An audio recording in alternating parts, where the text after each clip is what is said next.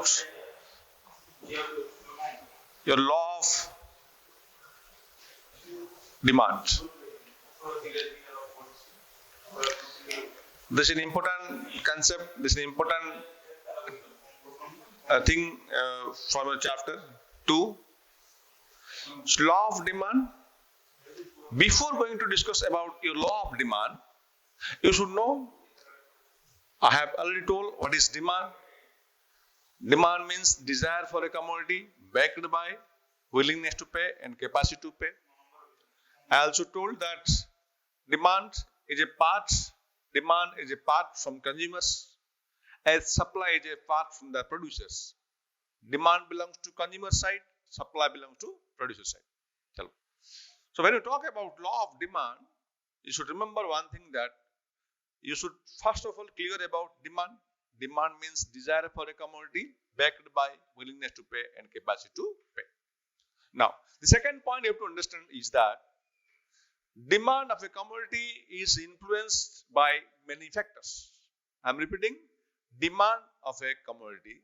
When you demand something in the market, when you demand a commodity in the market, it is supposed to be influenced. It is influenced by many factors. So, demand is influenced by many factors like price of a commodity, price of related goods. Demand of a commodity is influenced by income of the consumer. Demand of the commodity is influenced by population of the country. Demand of the commodity is influenced by taste and preference. So we have told that demand of a commodity is influenced by many factors. So I am repeatedly telling you that before you understand the concept of law of demand, you should understand that what is demand and how demand is influenced by many factors. Then only you will be able to understand about, or you will be very clear to understand about law of demand. I have told that what is demand? Demand refers to desire for a commodity. Demand refers to desire for a commodity backed by willingness to pay and capacity to pay. When you expect something, then your demand starts. Your demand is going to be fulfilled when you are able to pay and when you are willing to pay. Then only demand can be fulfilled. For example, in case of a miser, कंजूस जो हम बोलते हैं, उनके पास demand fulfil नहीं होता है, क्योंकि उनके पास एबिलिटी टू पे है लेकिन विलिंगनेस टू पे नहीं होता है. लाइक दैट, हम जब एक बेगर की बात करते हैं, स्ट्रीट बेगर की बात करते हैं, तो उनके पास क्या होता है, विलिंगनेस टू पे का रहता है, बट एबिलिटी टू पे वो नहीं रहता है. So demand can be fulfilled only when there will be fulfillment of willingness to pay and your capacity to pay. That is called demand. Point number 1.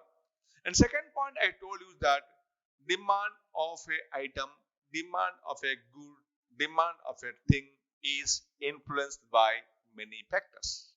And the factors are, बहुत सारी चीजें होते हैं जो डिमांड को influence करते हैं. कोई एक सिंगल फैक्टर नहीं है जो डिमांड को इन्फ्लुएंस करते हैं. There are many factors which actually influence the demand. So the first factor, जो पहला फैक्टर होता है जो डिमांड को इन्फ्लुएंस करता है, जो प्रभावित करता है, that is your price. Price of a commodity actually influence the demand. उसके बाद after price, the other factors that influence demand is your price of related goods, income of the consumer, and your population, then your climate, then your taste and preference that we have discussed in the class. There is a separate question for you, and the question is that what do you mean by demand and the factors influencing the demand. Chalo. So now you are clear that demand is influenced by many factors. I told you, and the first factor to influence demand is your price. So जो relations होता है demand and price के बीच, I told you now that demand is influenced by many factors and price is one, and price is the first factor to influence demand. So जो price and demand का relationship होता है, the relationship between price and demand, the study of relationship between price and demand That is the subject matter of law of demand. वो relation कैसा होता है? Now we will see. वो relation कैसा होता है? We will explain. But you should understand the relationship between demand and the price of a commodity is the main subject matter of your law of demand. You understand? The relation. Let me write once again. Relationship between your price and demand, or price and quantity demanded, is the subject matter of your law of demand. So now we are very much clear is that we are going to study about the relationship between price and quantity demanded of a commodity as per the law of demand. Now we will start our explanation. Now we will start our discussion that what is the relationship that actually exists in as per the law of demand. What is the relationship that exists between price and quantity demanded according to the law of demand. वो relationship कैसा होता है? वो relationship positive होता है, वो relationship opposite होता है, वो ऐसा कुछ होता है. Now we will see under the law of demand.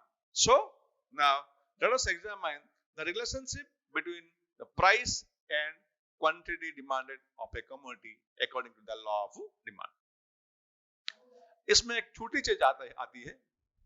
जब हम लॉ ऑफ डिमांड पढ़ते हैं उसमें हम क्या कहते हैं, जो प्राइस और क्वांटिटी डिमांड का जो रिलेशन होता है वो सब्जेक्ट मैटर होता है लॉ ऑफ डिमांड का.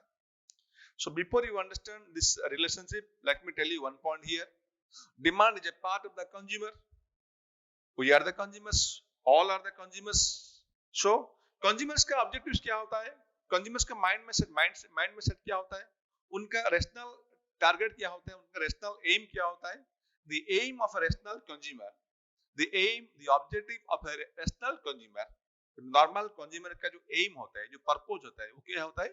Maximum satisfaction.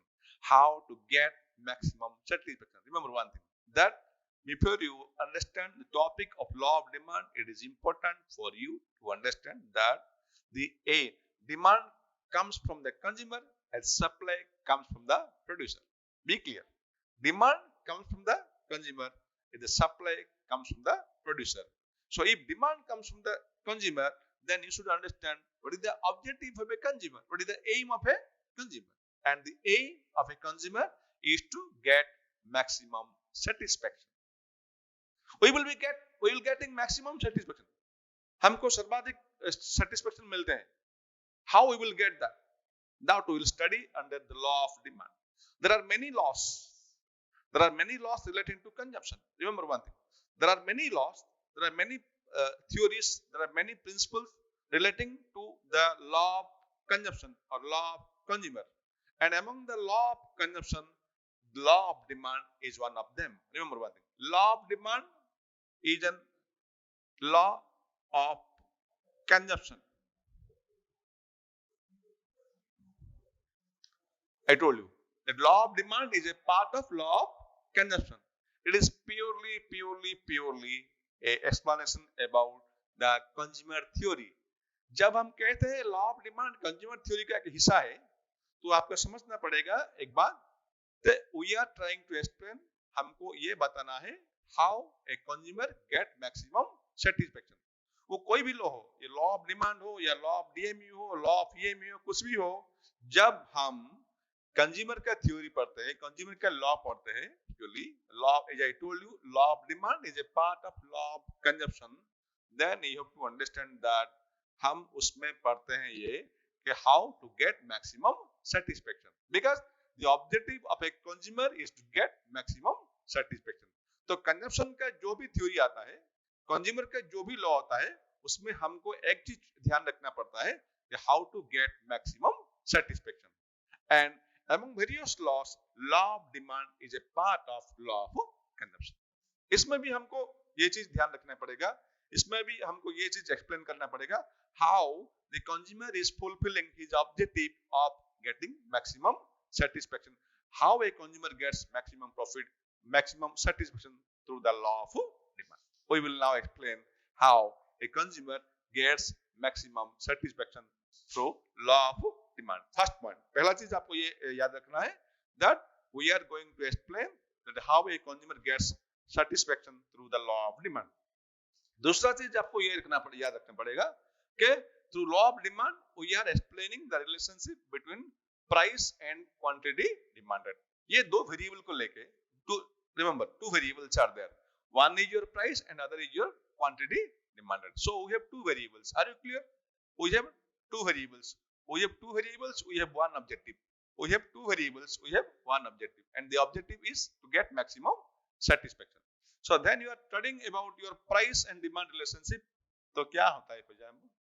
जैसे as a consumer, when you go to the market, as a consumer, when we visit the market, then definitely we have an intention to purchase. We have an intention to purchase. So when we desire to purchase, then we are comparing the price of different sellers. We are comparing the price of different sellers. So when you compare the price, इसमें हमारा mindset क्या करता है? जब हम market जाते हैं तो हमारे माइंड में क्या सेट हो जाता है? प्राइस अगर कम होता है तो हम ज्यादा खरीदते हैं, प्राइस अगर ज्यादा होते हैं तो हम कम खरीदते हैं. So we can say when price of a commodity is high, we purchase less. When the price of a commodity is low, we purchase high. When the tomato is costing 20 rupees per kg, we are supposed to purchase more. When tomato is costing 80 rupees per kg, we are supposed to purchase less. This is the intention of a rational consumer. ये सब क्या होता है? ये एक rational consumer का ऐसा ही आदत होता है. And this is the theory and this is the technique to get maximum satisfaction. Are you clear? So जब हम मार्केट में जाते हैं, एक नॉर्मल कंज्यूमर का, एक रैशनल कंज्यूमर का ये माइंड में सेट होता है कि प्राइस थोड़ा कम हो तो मैं ज्यादा खरीदूंगा और प्राइस थोड़ा ज्यादा हो तो मैं कम खरीदूंगा. सो जो ये जो रिलेशनशिप आ गया, पहले तो मैं आपको बता चुका हूं, we have two variables, one है प्राइस, वन है quantity demanded, and the relationship is how now when price of a commodity falls, then your quantity demanded rises, and price of a commodity rises, your quantity demanded falls. This is the logic of law of demand. This is the magic of law of demand. You have to understand this concept very clearly. You take yourself as an example. When you go to the market, you trial yourself. This is the logic we apply while we purchase something in the market. When price of a commodity is low or when price of a commodity falls, then obviously we purchase more of the commodity. When the price of a commodity rises, then we obviously purchase less of the commodity. This is the subject matter of your law of demand. तो पहला चीज मैं बता चुका हूं आपका, ये law of demand में दोनों वेरिएबल होता है, एक प्राइस और क्वांटिटी डिमांड का. दूसरा चीज मैं बता रहा हूं आपको, जो वेरिएबल दो होता है, वो दोनों वेरिएबल में there is a relationship, and the relationship is your opposite. So when you have questions in your mind, the relationship between the two variables, now obviously the relationship is causing your negative or inverse relationship. So the basic fundamental logic behind the law of demand is that there is a negative or there is an inverse or there is an opposite relationship between price and quantity demand of the commodity. This is the basis of law of demand. That there is a inverse, there is a opposite. कैसे opposite होता है? जब एक variable कम होता है तो दूसरा variable ज्यादा होता है, जब एक वेरिएबल ज्यादा होता है तो दूसरा वेरिएबल कम होता है. When price goes, then we purchase less. When price falls, we purchase more. So the relations जो होता है, हम जो relations we are studying, that relations actually जो हुआ, that is called, the relation is negative or inverse relationship. So we can say, according to the law of demand, there is a negative or inverse relationship between two variables, that is your price and quantity demanded. This is the introduction part of your law of demand. Are you clear? This is the meaning of law of demand. एक चीज मैं आपको और बताना चाहूंगा, उसमें जो relationship होता है, ये रिलेशनशिप कॉज एंड इफेक्ट होता है. आई एम टेलिंग, पहला रिलेशन तो मैं आपको बोल दिया नेगेटिव का, दूसरा ये होता है cause and effect relationship.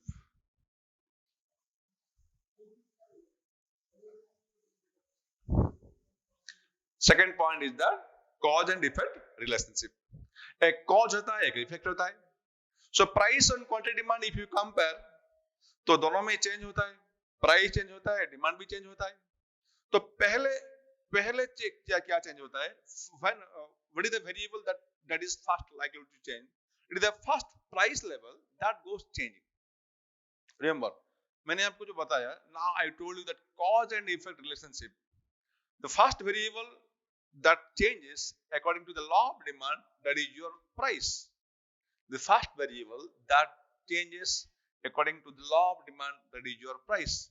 So change in price is known as your cause, and price change होने के बाद क्वांटिटी डिमांड भी चेंज होता है। वो दूसरा चीज है कि वो बढ़ता है या कमता है, बट पहले प्राइस चेंज होता है, उसके बाद क्वांटिटी डिमांड चेंज होता है। सो पहले जो चेंज हुआ वो कॉज होता है, उसके बाद जो क्वांटिटी चेंज होता है वो इफेक्ट होता है। So we can say that there is a cause and effect relationship between the two variables according to the law of demand. मैंने आपको क्या बताया?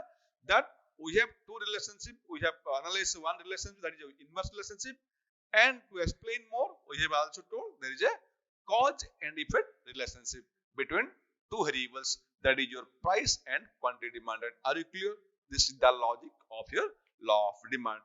This is the introduction of your law of demand. Remember one thing, we are studying the law of demand as a part of law of consumption or law of consumer, and as you are studying the law of consumption, then you should keep that we have an objective in the mind that we must get maximum satisfaction when we are studying the law. So how we will get maximum satisfaction? When we apply this formula, that when price will be less we purchase much, and when price will be more we purchase less. When you go to the market as a rational consumer, it is the mentality of every consumer. Don't think that it is the mentality of mine actually. Not like that.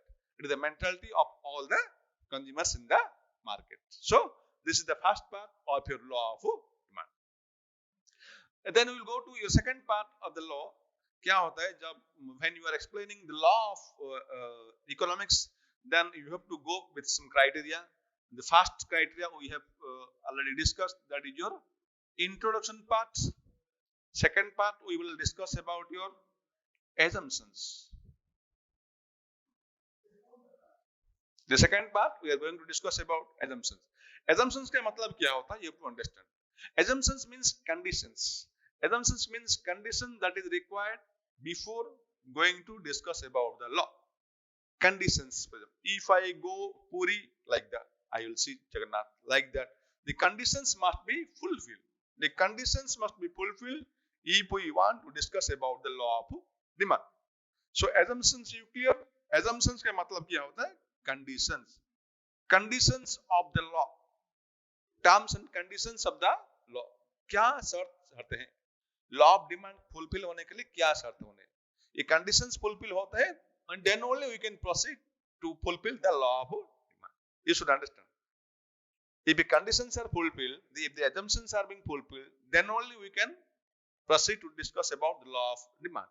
The law of demand will be satisfied. Otherwise, the law of demand cannot be satisfied. The law of demand cannot.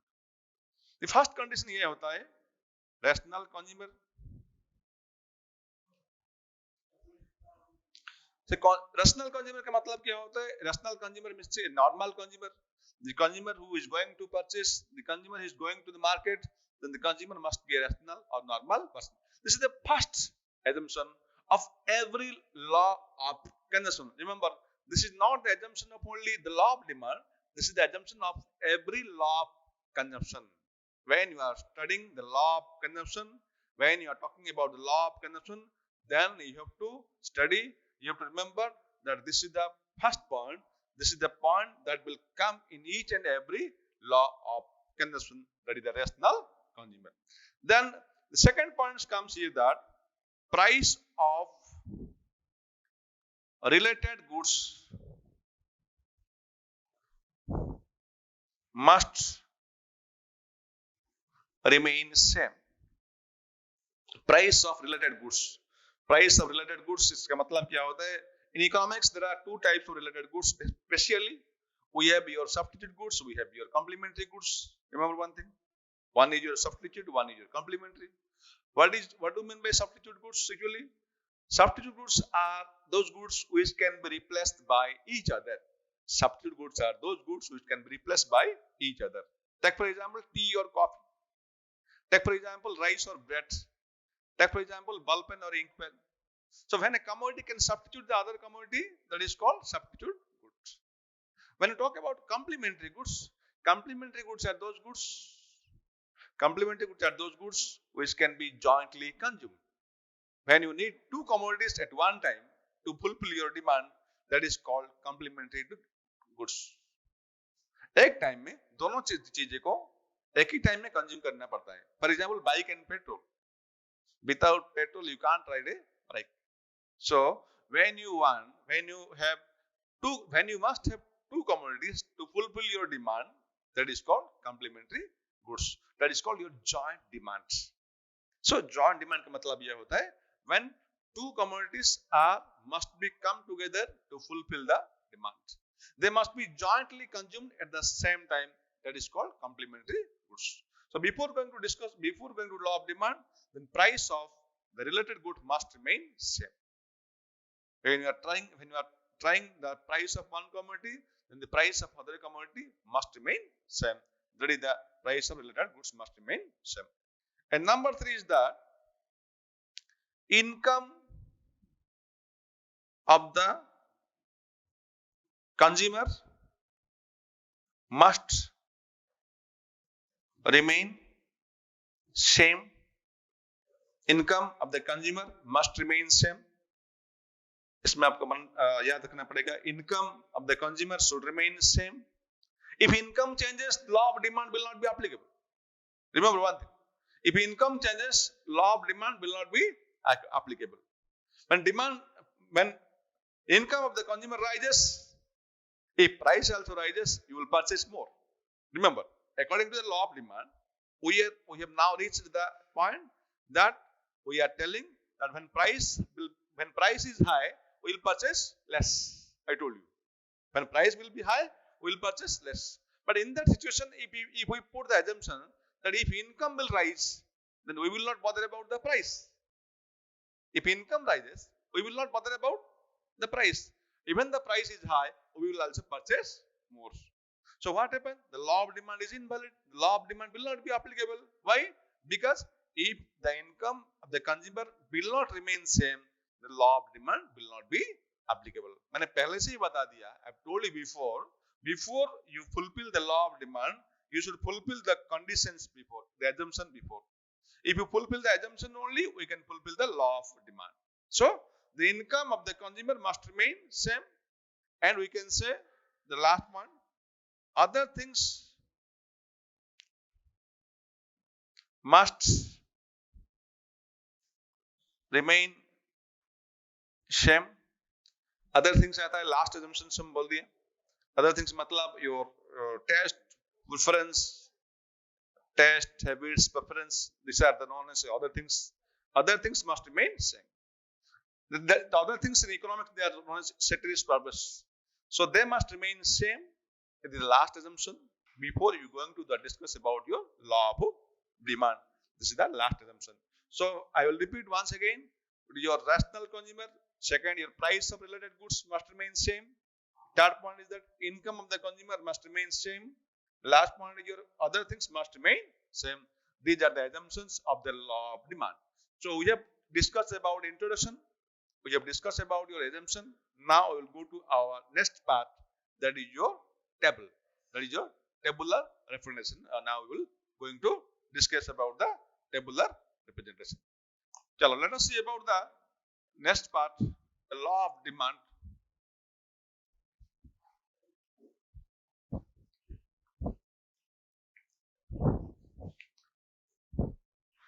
That is a tabular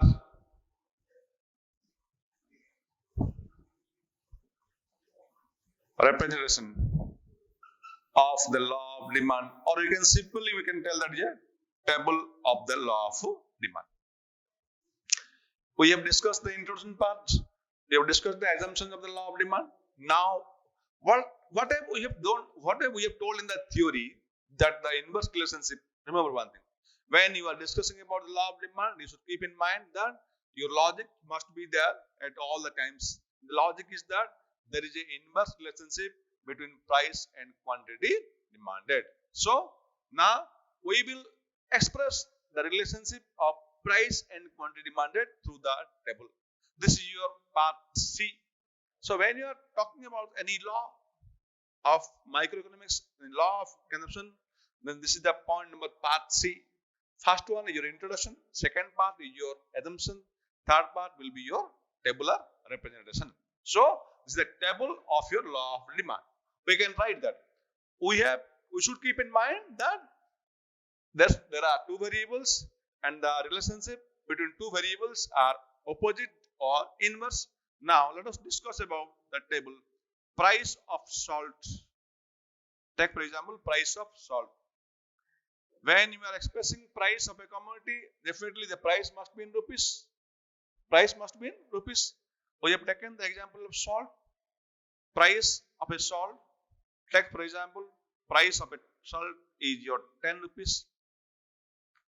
Then price of a salt becomes your 8 rupees. Price of a salt falls to 6 rupees. Price of a salt falls to 4 rupees. Price of a salt falls to 2 rupees. So this is your first variable. I have told you two variables, price and quantity demanded.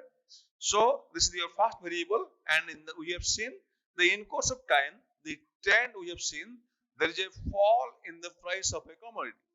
The price of a commodity falls from 10 to 8 rupees, 8 to 6 rupees, 6 to 4, 4 to 2 in course of time in 5 different phases. In 5 different stages, the price of a commodity falls from 10 to 8, 8 to 6, 6 to 4, 4 to 4. Not necessarily that we will go for a 4 or 5 to this. For you, very simply you can understand that we can also just remember one thing. If the price of a commodity first falls from 10 to 8, then quantity demanded of salt, quantity demanded must be in kg because we are talking about salt. Price is expressed in rupees, and the quantity is expressed in terms of salt. Take for example, when the price of salt is 10 rupees, if for example we have purchased 20 kg of salt, when the price of a salt is 10 rupees, we have purchased 20 kg of salt. In the second stage, the price of the salt now falls to 8 rupees. Obviously, as per the law of demand, we will purchase more. As per the law of demand, we will purchase more.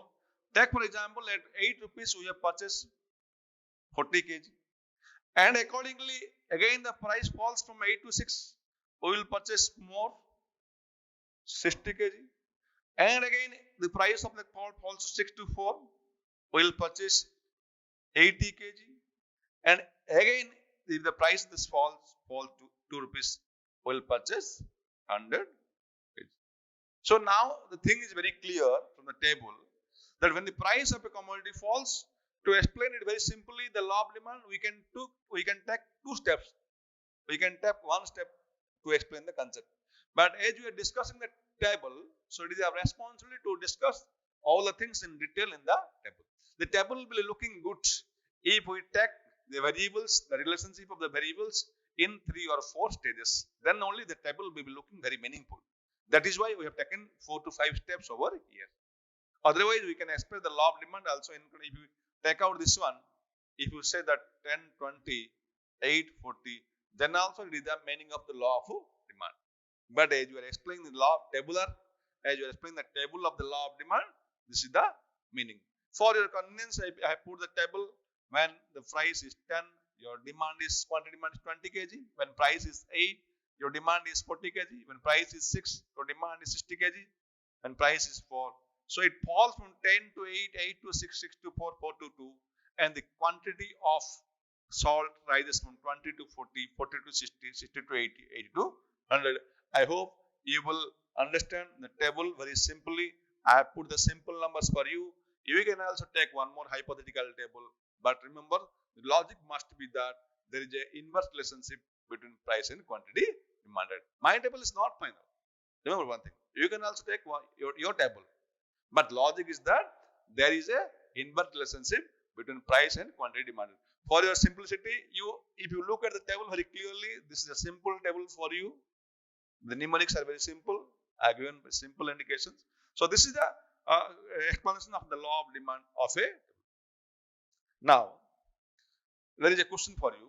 When you're talking about the law of demand table, then the table of the law of demand is called schedule. The table of the law of demand is called schedule.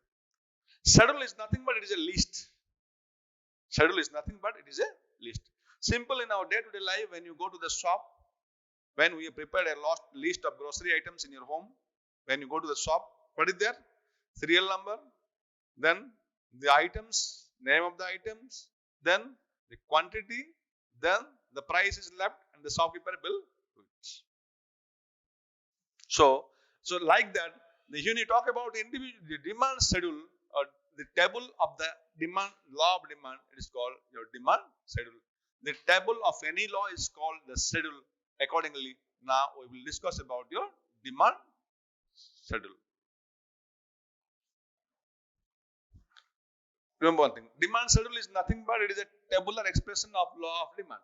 First of all, you should clear demand schedule is nothing but it is a tabular explanation of the law of demand.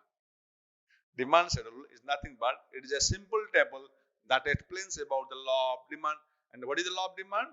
Law of demand expressed an inverse relationship between price and quantity demand. So demand schedule, in other words, explain the law of demand. Demand schedule explains the inverse relationship, the opposite relationship between price and quantity demanded in a tabular form. So this is your demand schedule. Demand schedule are basically two types. One will be your individual demand schedule and other will be your market demand schedule. Remember, in demand schedule are two types. One is your individual demand schedule and one is your market demand schedule. Before that, I told you the demand schedule is nothing but it is a table, it is a tabular expression that indicates the relationship between different prices and different quantity demanded usually.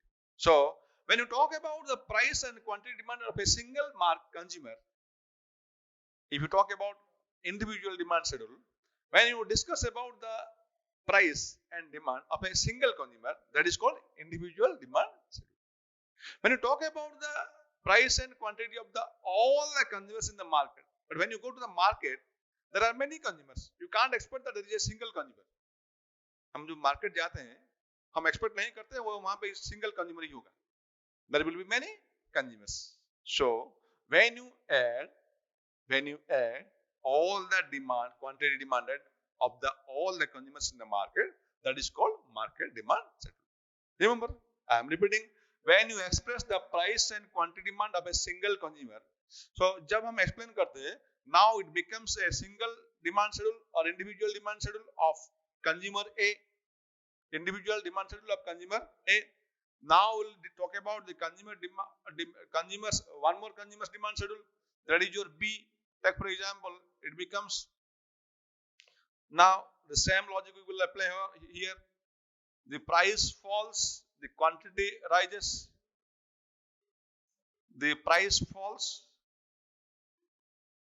the quantity rises. Remember one thing, the logic must remain same, law of demand, but the demand of the B varies from A. B का demand A से थोड़ा दूसरा different होता है. क्योंकि I will tell you that logic must remain same. There must be the inverse, there must be the opposite relationship between price and quantity demanded. Price जब fall करते हैं तो demand rise करते हैं. But इसका मतलब ये नहीं है कि A का demand जितना होगा B का demand उतना ही होगा. Because when the demand of one person, when the demand of one consumer, when you compare the demand of other consumer, it changes, it varies depending on the family size and the income level. Suppose, for example, if consumer have made a big family, maybe 10 or 15 or 20 members, definitely the demand will be big one. Suppose the B is a big consumer, suppose B is a consumer with high income, definitely his quantity purchase will be high one. If A is a small consumer with little income, his quantity demand must be also. But logic is that the reaction of both the consumer is same. Price, you should remember, price must remain same for both the consumer. While you are explaining the individual demand schedule and market demand schedule, you should understand two things very clearly, that price will remain same for all the consumers, but and second point is that reaction will of A and B will be also reaction of the A and B to price changes will be also same. It means A will also purchase more at high price and will purchase less at high price. A will purchase more at low price and will purchase less at high price. B will also react accordingly. B will also purchase less at high price. B will also purchase more at less price. But only one point you should understand, A का जो demand होता है, B का जो demand होता है, वो दोनों सेम नहीं होता है. सेम क्यों नहीं होता है? Because B's income level will be changed. B's income level will be different from A, and B's requirement of demand will be different from the A. That is why we have written different figure from A. So this is your A's demand. This is your B's demand. Suppose, for example, in the market there are two consumers, A and B. When you talk about the price and demand of A, it is a single demand schedule, individual demand schedule. When you talk about the price and demand of B, it is again individual schedule. But when you add both the demand of A plus B, that becomes the market demand. Take for example 20 plus 30, it becomes 50 kg. Take for example 40 plus 60, it becomes 100 kg. 60 plus 90, 150. 80 plus 120, 200 kg. 100 plus 150, 250. This is your market demand schedule. Price with total demand. Price with total demand. Take for example, when you write market demand schedule, how you can write? When price of commodity is 10 rupees, when price of salt is 10 rupees, the entire market demand, quantity demand is 50 kg. When price moves from 10 to 8, the market demand falls, rises from 50 to 100. When it again moves from 8 to 6, it again rises from 100 to 150. Accordingly, when the price of the commodity is 2 rupees, then the market demand is your 250 kg. So this is the market demand schedule of A plus B. So it is the entire discussion of your demand schedule. That is your individual demand schedule and your market demand schedule. Are you clear? I am repeating once again. Individual demand schedule refers to price with the quantity of one single consumer. Market demand schedule refers to price with the quantity of all the consumers in the market. As you have taken that in the market there are two consumers, like that we have added the two consumers demand and we have got the market demand schedule. Are you clear? So I am repeating. The table of the law of demand we have finished. That is your demand schedule. Demand schedule is nothing but it is a table. It is a table that represents various quantity demanded at different prices. I am repeating. Demand schedule is nothing but it represents various quantity demanded at different prices. When it represents about a single consumer, or we can say, what do you mean by individual schedule, demand schedule? Individual demand schedule is nothing but it is a demand schedule that explains the quantity demanded at different prices of a single consumer. When you talk about market demand schedule, then it explains that the different quantity demanded at various prices by all the consumers in the market. So this is the end of your discussion about the law of demand, the table representation, that is your demand schedule. After demand schedule, we will move to our category 4 discussion, that is your diagrammatic representation. We will go to that diagram part now.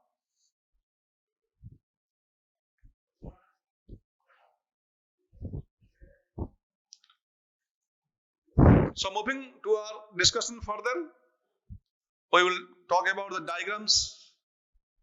That is your part D, diagrams.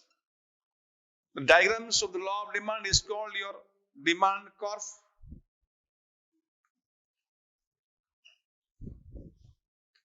Diagrams of the law of demand is called your demand curve. Now, you should understand one thing very clearly. Your diagram is entirely a mirror reflection of your demand schedule. whatever you are going to portray in the diagram, that is a pure reflection of the table. It cannot deviate. It cannot be different from the table. It's purely, your diagram should purely 100% reflect about the table. Where your table is an expression of numbers, your diagram is an expression of your curve. This is the only difference. Otherwise, your diagram and tables cannot be different. The mode of representation is different, the mode of expression is different, but one should express other. So, after table, if you are studying diagrams, then it means your diagram should follow the table. Your diagram should follow the table. So, for our better understanding, now I am taken a simple hypothetical table about the law of demand. Let me write the table. Price of salt. It is your 10, 8, 6, 4, 2. Price quantity of that 20, 40, 60, 80, 100. For our better understanding of the demand curve, I have given the table in the side because the demand curve should represent the table. Now, when you talk about demand curve is nothing but you will write demand curve is nothing but it is a graphical presentation. It is a diagrammatic representation. I am giving you options. We can write demand curve is nothing but it is a graphical presentation of the demand schedule.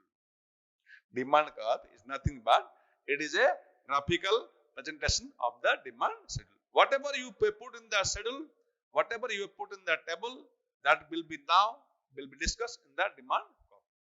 So when you are talking about demand curve, I will explain the diagram as this is your first diagram. I will explain the diagram very simple. Try to understand very clearly. The diagrams constitute the main part of your discussions. Take for example, we have taken two curves over here. This will be your y-axis. This will be your x-axis. Are you clear? I am taking very simply. This is your y-axis. This is your x-axis. We have two variables. I have told you one is your price, one is your quantity demanded. You can refer the table also. You are expressing the table in the diagram. That's all. Remember one thing. In the diagram part, you are expressing the table of law of demand in the diagram. That's all. So we have taken two curves. This is your y-axis. This is your x-axis. We have two variables. One is your price. One is your quantity demanded. You should be very careful that while you draw the diagrams, you have to represent the variables very correctly. Means your one variable is your price. Price will be always represented on y-axis. Price must be represented on y-axis. And the remaining variable is your quantity demanded. Quantity demanded must be represented on x-axis. You should remember one thing. You cannot interchange the variables. If you interchange the variables, then your diagram will be a wrong one. So be careful, for example. But I have told you very simply that price must be represented on y-axis. Price cannot be taken on x-axis. Price, cost must be represented on y-axis. And the remaining variable is your quantity demanded. That we have taken on x. Are you clear? Now, in price part, we have seen that 10, 8, 6, 4, 2. So the least number is your 2. We have started from 0. This is your price axis. This is your price. You have to express everything in the y-axis. We have started from 0. So in the table, we have taken the minimum number 2, 4, 6, 8, 10. So if you start from 0, then we will start from 2. Then comes with the equal distance 4. Then comes the equal distance 6. Then comes the equal distance 8. Then comes the equal distance of 10. So this is the number you are expressing in the diagram. You are putting in the diagram. Remember one thing. We have taken 0 over here. We have 0 over here. And 0 is there. We have taken the minimum number from here. And after the minimum number 2, we have put 4, 4 to 6, 6 to 8, 8 to 10. Exactly like that. When we have to represent your quantity demanded. In quantity demanded, you start from 20, 22, 40, 42, 60, 60 to 80, 80 to 100. So the least number, the minimum number is 20. We have taken 0 over here. Obviously, we will take over here 20, then 40, then 60, then 80, then 100. Understood? We have taken 0 here. After 0, the minimum number comes here 20. After 20, it's coming 40, 40 to 60, 60 to 80, 80 to 100. Now, the second part comes here. We have to arrange, we have to coordinate the numbers of variables. We have to coordinate the numbers of variables. Now, let us see the first coordinate. 10 to 20. 10 to 20. Price is 10, your quantity demand is 20. Price is 10, your quantity is 20. Remember, we are coordinating. Definitely, the coordinate point must be over here. Here, you are representing price is 10, your quantity demand is 20. Now, the point will be definitely over here.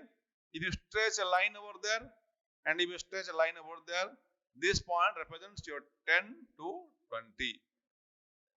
Accordingly, your price is 8, your second part 8 to 40. Now, 8 to 40. This point, we can represent your 8, 40, 8 to 40, second point. If you come to third part, is 6. Your price is 6 with your quantity is 60. You can coordinate over here. You can take a point over here. Price is 6 and your quantity is 60. So 6 to 60. Then you come to the then part 4 to 80. Your price is 4. Your quantity is 4 to 80. Accordingly, you can like that 4 to 80. Last part we have taken price is 2 and your quantity is 100. I think we can take a point over here, coordinate. Price is 2 and quantity is. So we have taken the coordinates of two variables. Remember, we have taken the coordinates of two variables to explain the diagram. Now, we have come with many coordinate points. If you name it, it will be A, B, C, D, E. If you name the coordinates, if you join the coordinates, actually, then we will get the curve that we are waiting, that is your demand curve. Now we have got the demand curve. Finally, we got the demand curve. The demand curve, the shape, you will have question that the shape of the demand curve will be your downward from left to right. We got the demand curve. The demand curve slopes downward from left to right. We can say the demand curve have a negative slope. The demand curve slopes downward from left to right. So this is the example of a one demand curve. Accordingly, we can go for other demand curve. This is the example of a individual demand curve. We can go for one more individual demand curve. We can also go for one more market demand curve. You understood? Your diagram is purely a reflection of the table. I have given one demand curve, that is your individual demand curve. And you can link the price with other demand, other consumer demand. You can go for again one more individual demand curve. You can link the price with the market demand, that again you will get the market demand curve. And finally, you are getting the demand curve. This is important. You have a question in your examination that what is the demand curve and what is the shape of the demand curve. The shape of the demand curve is downward from left to right. Demand curve always slopes downward from left to right. What it indicates? It exactly indicates the inverse relationship. It exactly indicates the opposite relationship between price and quantity demanded. This is the entire diagrammatic. This is the entire graphical presentation of the law of demand. So we have discussed about almost 90% of our question. Part A, we have discussed about introduction. Part B, we have discussed about the assumptions. Part C, we have discussed about the tables. Part 4, we have discussed about the diagrams. And we have come to the last part about that limitations of the law of demand. We will discuss now. The last part we will discuss.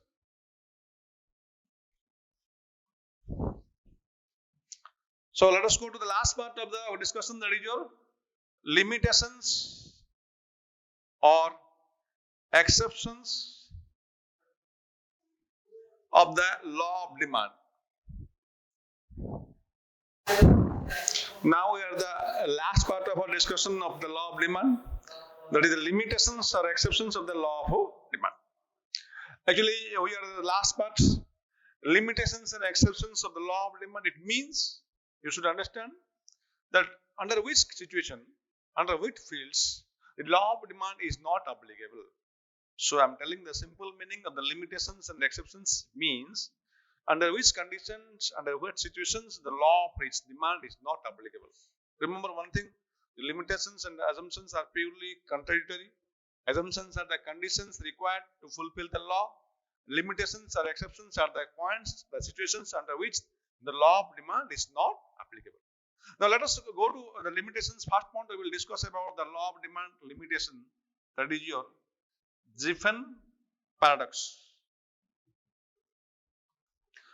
Before going to first point, you should remember one thing in mind.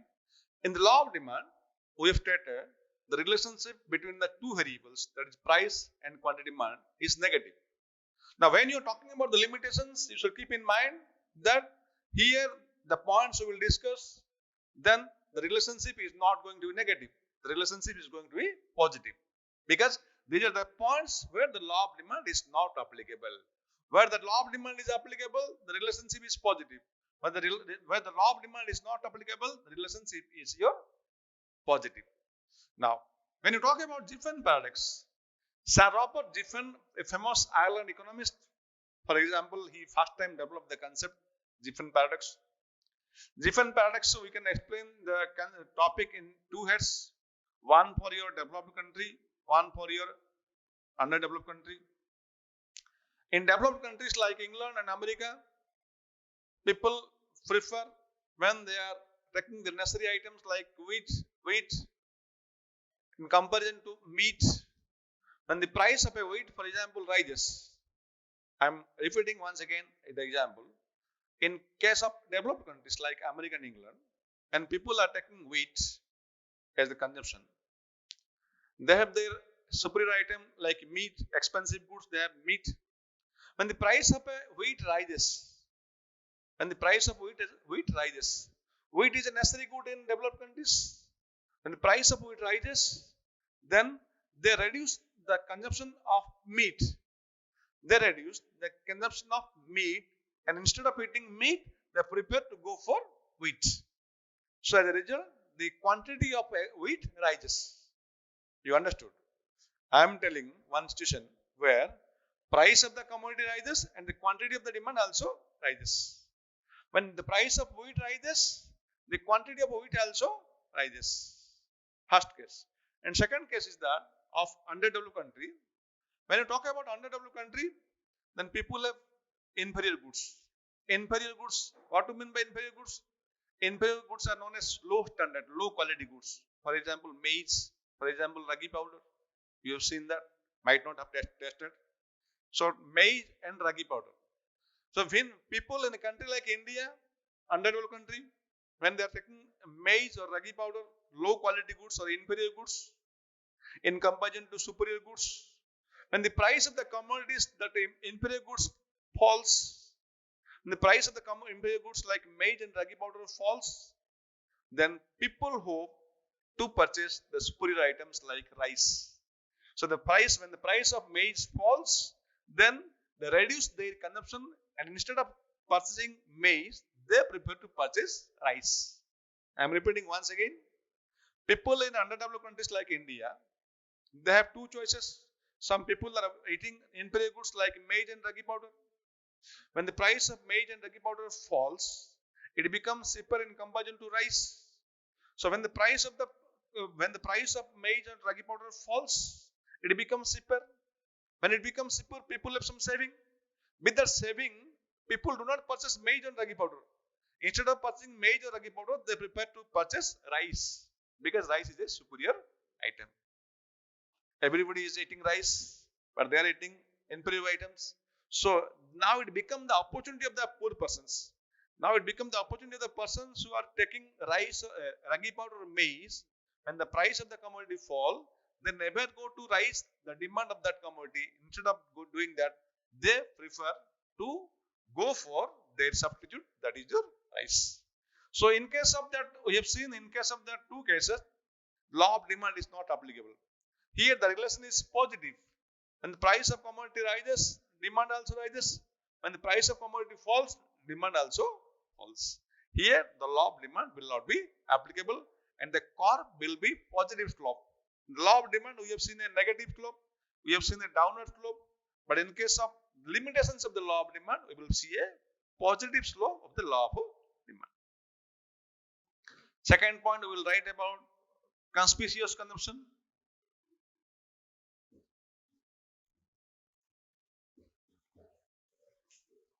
There are some items which are classified as necessary items. There are some items which are classified as a luxurious item. If rice you take as necessary item, gold you will take as necessary luxurious item. Remember one thing, very interesting example. If you take rice as necessary item, then gold becomes luxurious items. Gold becomes luxurious for everybody. But it will be surprising to see that when price of gold rises, the demand of gold also rises. You will be thinking for some time, SAR is taking wrong way. It will be surprising one time that SAR is teaching us wrong thing. Not like that.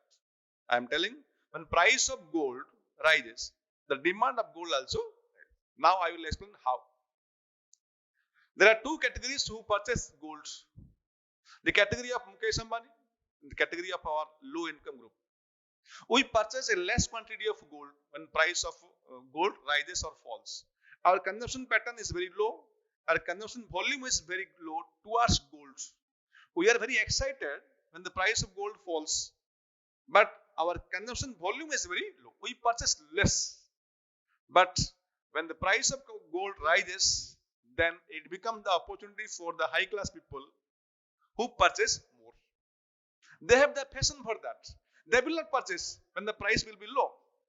If they purchase at low price, then there is no difference between the rich and the poor.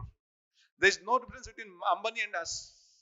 So, when the price of gold is high, they purchase more. That is why their demand becomes more. When the price of the gold is low, they will not purchase. We will purchase. That is why the demand becomes less. Because we purchase less. You understood? When the price of gold is low, our demand, we will increase our demand. But our demand volume is low. We can't purchase much. But they can purchase more. That is why when the price of gold rises, their demand rises. When the price of gold falls, their demand also falls. So here also we have seen a positive relationship between price and quantity demanded. This is an exception of the law of demanded. That is called your conspicuous consumption. In otherwise you can call it luxurious consumption. In otherwise also you can call it Veblen effect. This is popularly known as your Veblen effect. You can also otherwise it call it a demonstration effect. This is the meaning for that. In other also one more point you can take, that is ignorance. Sometimes we purchase more at more price because sometimes we do not know actually what is the market situation. So by ignorance, by lack of knowledge, sometimes we purchase more at high price. And sometimes we purchase at low price. This is not the situation of us. This is the situation due to our ignorance. Due to our knowledge, due to our ignorance, we purchase more at more price. We purchase less at less price. This is one more exception or limitations of the law of demand. One more point we can write. That is your future expectation of price. Very interesting explanation. Very interesting example. Future expectation of a price.